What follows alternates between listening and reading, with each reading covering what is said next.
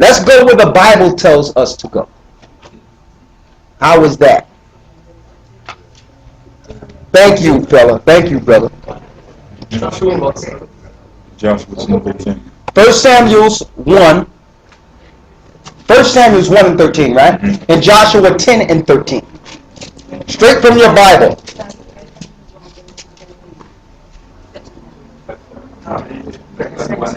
Yeah, 1 and 18. Yeah. 1 and 18. Yeah.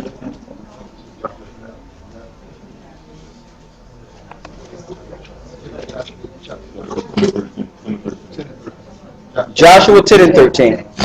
And Samuel's. 1 Samuel. 1 Samuel's 1 and 18. Right? Okay, let's get it. Joshua. Hold up. Okay, go ahead. Joshua chapter 10 verse 13. And the sun stood still, and the moon stayed, until the people had avenged themselves upon their enemies. Is it not written in the book of Jasher? Is it not written where? Is it not written in the book of Jasher? Is it not written in the book of Jasher? So to understand this story, it's speaking of right here in Joshua. You must go to the book of Jasher to get that information. Jasher means the book of the upright ones. All the upright ones since the beginning left a record, which were kings and priests. And it was compiled, and this information was compiled and left in the Ark of the Covenant. It's records of the Hebrews. So if the Bible refers us to the book of Jasher, should not we read it? See, the Roman Catholic Church don't want you to get this information here. Okay, they have canonizations or canons so that they can protect the people from reading and knowing what they know. All right? Read it in 1 Samuel's, 2 Samuel's 1 and 18. 2 Samuel's 1 and 18. Read it. 2 Samuel chapter 1 verse 18.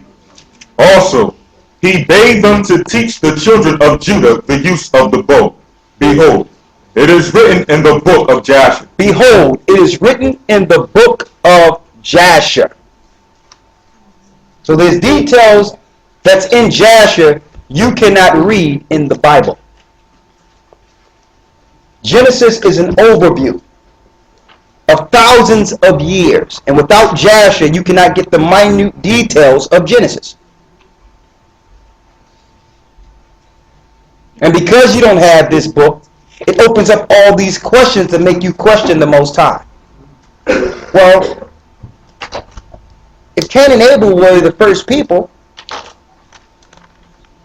under Adam and Eve, then who did Cain marry when he was expelled? All these questions come up because they purposely gave you a book without the rest of the record. So you would depend on them for answers. There was no people before Adam and Eve.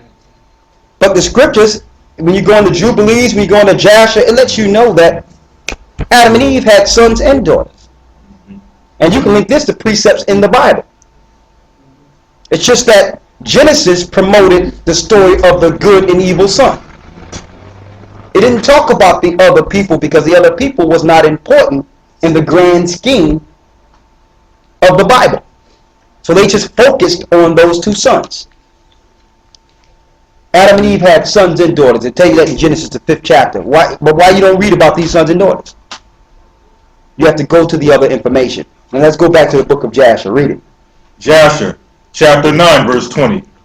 And King Nimrod reigned securely, and all the earth was under his control. All the earth was under his control. He was a government leader, a president, so to speak, a king. Go ahead. And all the earth was of one tongue and words of union. Go ahead. And all the princes of Nimrod and his great men took counsel together, Put, Mitzrayim, Cush, and Canaan with their families. And they said to each other, Come, let us build ourselves a city and in it a strong tower. So all religions started in Africa. Under who? Under the satanic Hamites. Under the satanic Hamites. Here it is, a Cushite, which is Nimrod, built a construct which was a city, and set up a union of people to be able to come and worship and understand the same thing. This is the pattern all governments in the earth are using today. There's nothing new under the sun. So that's where all your religions and your voodoo and witchcraft and all these satanic things that come from Africa. So a lot of people like to stake claim to Africa, like, oh, Africa is the motherland. It's not the mother of me. Okay? It's not the mother of me. All right? Or our people. Jerusalem is the mother of us all. Galatians 4:26. We didn't start in Africa. We ran into Africa in 70 AD when the Romans took our people down. We hid amongst the other dark races. And we stayed there for a time with our own customs until they figured out where we were. Hence the transatlantic slave trade. Now we are in land spread throughout the four corners of the earth based on the curse. Africa is not the motherland. Africa is the middle passage. Africa is the middle passage of the children of Israel. We pass through. Okay? We passed through. Africa is not the motherland. So all these people try to, oh, Africa, oh, Mother Africa. And you know what? Even the scientists will feed you this garbage all day long so you don't look towards Jerusalem. We found some bones. The oldest bones, about 655 billion years old. Look at this bone we have. There you go. Keep on looking at Africa. Hold up. The first man was who? Adam. You're not gonna come to me with no bone you found older than Adam. Okay? You see how they do these things? They make you look into Africanism and make you feel good about total ignorance. And on top of that, they try to discredit the Bible by putting in a year that you can't. Listen, how do you know what happened 165 million years ago? You expect us to believe this? You're just trying to discredit the Bible because the Bible tells you exactly how old the earth is. Killing two birds with one stone with their sorcery they call science. So this stuff came from Nimrod. The government structure came from Nimrod. Read. And all the princes of Nimrod and his great men took counsel together, Put, Mitzrayim, Cush, and Canaan with their families. And they said to each other, Come, let us build ourselves a city, and in it a strong tower. Let us build us a city, in it a strong tower. Read. And its top reaching heaven. And we will make ourselves famed, so that we may reign upon the whole world, in order that the evil of our enemies may cease from us. The New World Order. Oh, y'all thought it started with George Bush. Bigger than New World Order right there. Just as the Most High put a wrench in their order. They had to rebuild the order because the Most High put a wrench in it. Let's see you build it if y'all can't communicate. So these guys, once these Masons, they came right from over here, Britain or England. They had the Idumean construct of masonry, brought it over to the United States, had the big pyramid with the all-seeing eye to create your new Rome and eventually your new world order to accomplish what Nimrod couldn't. Read. Come, let us build ourselves a city, and in it a strong tower. Go ahead. In its top reaching heaven. In its top reaching heaven. Read. And we will make ourselves famed, so that we may reign upon the whole world, in order that the evil of our enemies may cease from us, that we may reign mightily over them. Read on. And that we may not become scattered over the earth on account of their wars. Go ahead. And they all went before the king, and they told the king these words. And the king agreed with them in this affair, and he did so. And all the families assembled, consisting of about 600,000 men. 600,000 men, go ahead. And they went to seek an extensive piece of ground to build the city and the tower. And they sought in the whole earth, and they found none like one at the east of the land of Shinar. There you go. Directly into Genesis, but detailed. Genesis don't tell you how many people it took to build this construct. Read. About 2 days' walk, and they journeyed there, and they dwelt there. And they began to make bricks and burn fires to build the city and the tower, and they had imagined to complete.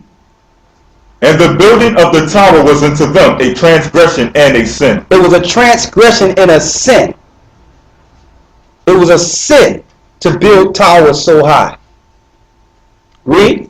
And they began to build it. And whilst they were building against the Most High God of heaven, they imagined in their hearts to war against him and to ascend into heaven. See that? They imagine in their mind while building this that we're going to ascend into heaven. Who said that? Lucifer.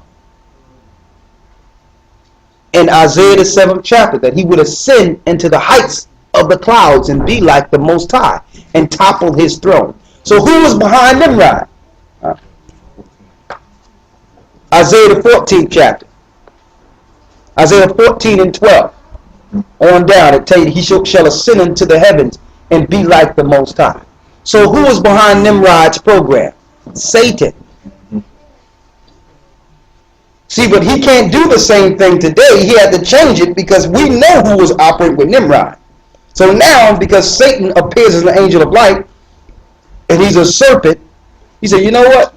I'm going to allow the people to do it because they're going to think it's for Christ. They're going to think it's for God and Jesus. I'm just going to change my name into Jesus.